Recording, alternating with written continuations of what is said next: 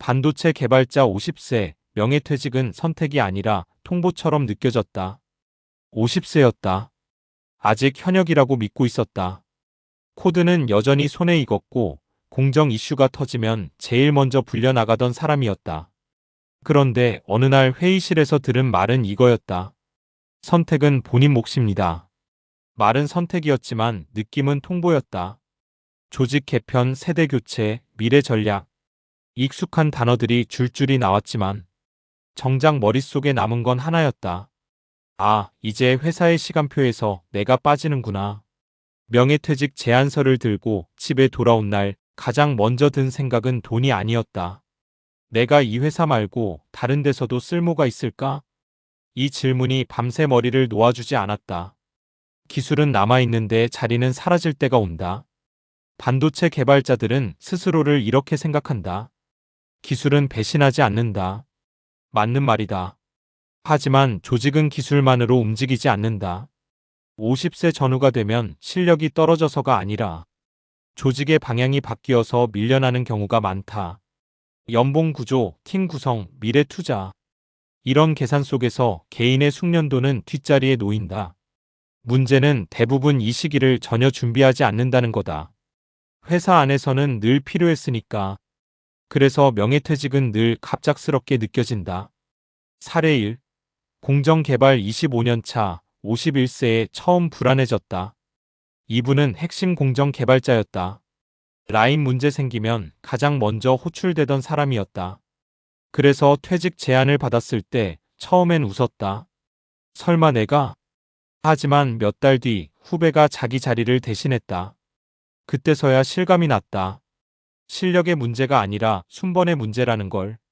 퇴직 후 그는 중소 반도체 장비 업체로 옮겼다. 연봉은 줄었지만 역할은 명확했다. 미리 움직였으면 덜 흔들렸을 텐데. 그게 그의 가장 큰 후회였다. 사례 2. 설계 개발자 50세 쉬어보니 더 불안해졌다. 이분은 명예퇴직을 택했다.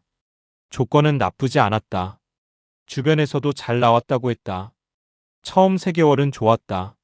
밀린 잠을 자고 여행도 다녔다. 그런데 어느 순간부터 불안이 시작됐다. 아침에 일어나도 급할 게 없고 누가 나를 찾지도 않았다. 내가 이 상태로 10년을 버틸 수 있을까? 그 질문이 더 무서웠다. 결국 그는 프리랜서 개발과 기술 자문을 병행하기 시작했다. 완전히 쉬는 살보다 덜 일하는 삶이 훨씬 안정적이라는 걸 깨달았다. 사례 3.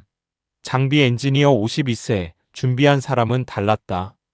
이분은 달랐다. 40대 후반부터 이미 은퇴를 생각했다. 회사 밖에서도 통하는 기술을 만들기 위해 강의, 자문, 외부 프로젝트를 병행했다. 명예퇴직 제안이 왔을 때 그는 덜 흔들렸다.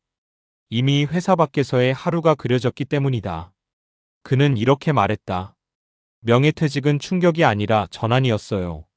명예퇴직이 무서운 이유는 다음 장면이 안 보이기 때문이다.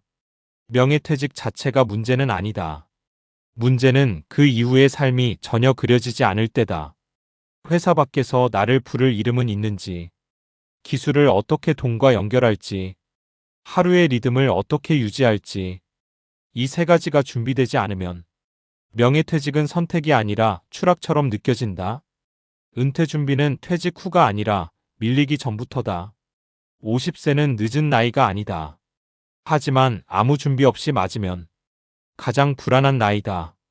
반도체 개발자로 살았던 시간은 사라지지 않는다. 다만 그 경험을 어디에 어떻게 쓸지 정리하지 않았을 뿐이다. 명예퇴직이 통보처럼 느껴진다면 그건 선택권이 없어서가 아니라 준비된 다음 장면이 없기 때문이다. 은퇴 준비는 회사를 떠나는 연습이 아니라 회사 없이도 나를 설명할 수 있는 연습이다.